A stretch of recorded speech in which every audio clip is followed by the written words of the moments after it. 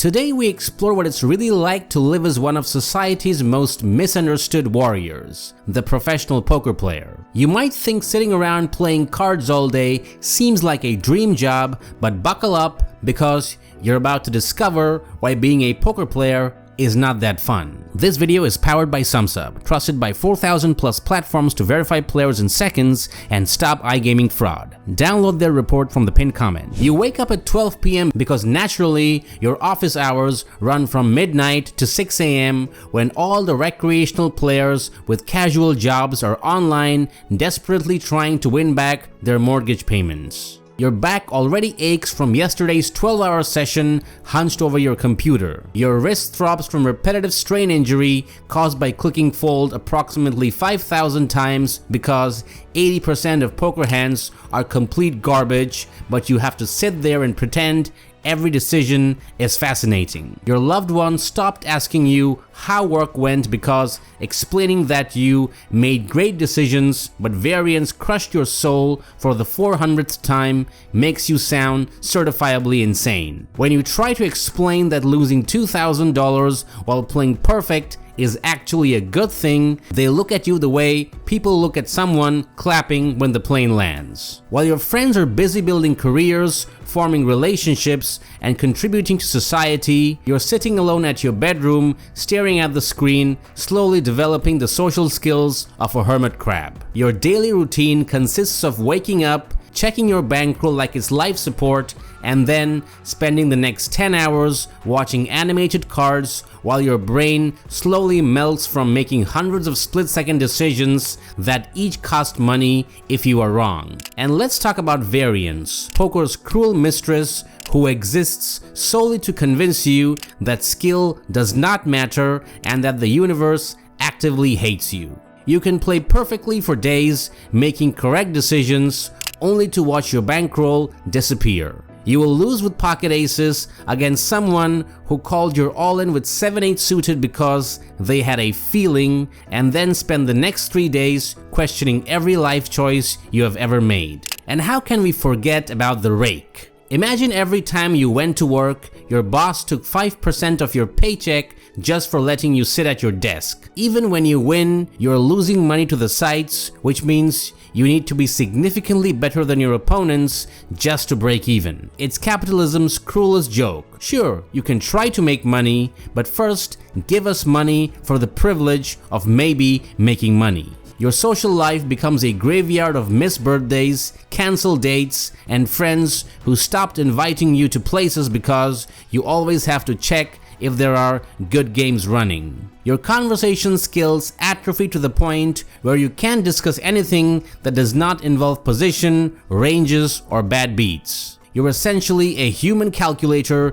who's forgotten how to be human. The sleep schedule of a poker player makes shift workers look well rested. You are nocturnal by necessity, living in a world where 12 a.m. is prime time and breakfast happens at sunset. You develop an intimate relationship with energy drinks and caffeine pills because staying sharp during those crucial late night hours when drunk recreational players are throwing money away is the difference between paying rent and moving back with your parents at age 35. Then there's the constant anxiety that eats at your soul like acid. Every downswing feels like financial apocalypse. One bad session and you are convinced you have forgotten how to play and that you are a terrible poker player. The mental health challenges are staggering. Professional players have significantly higher rates of depression, anxiety, stress, and loneliness compared to the general population. You are essentially choosing a career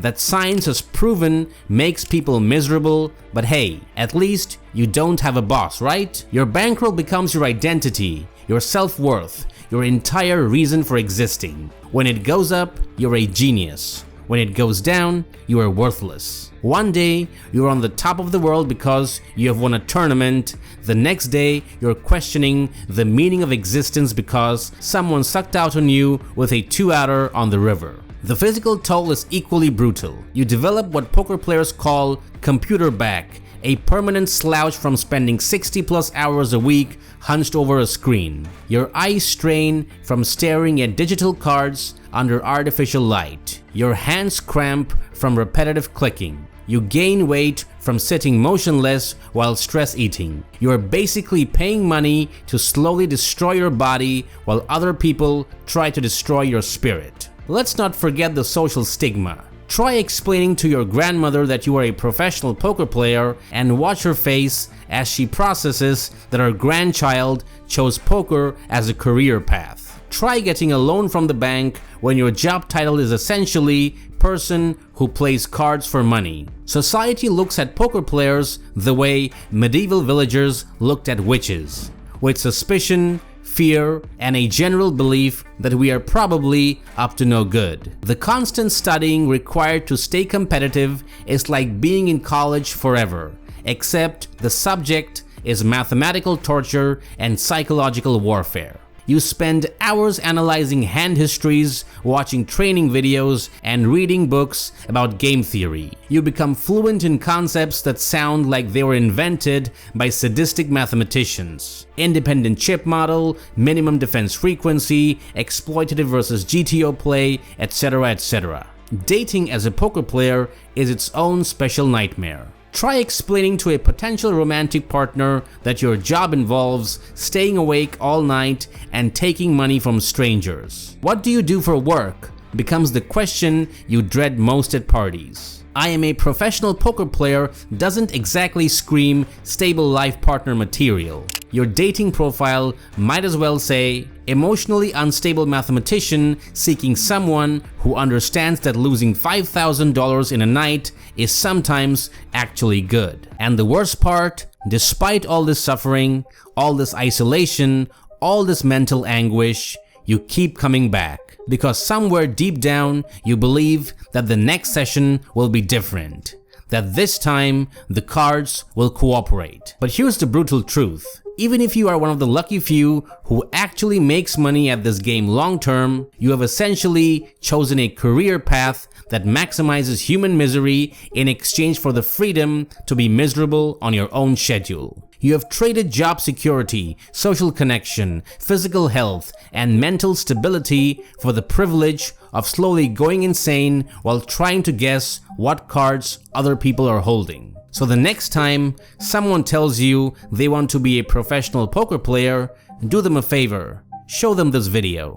Because choosing poker as a career isn't just playing cards for money. It's volunteering for a psychological experiment designed to test the absolute limits of human suffering conducted by other volunteers who are equally committed to mutual destruction. How are you holding up as a poker player?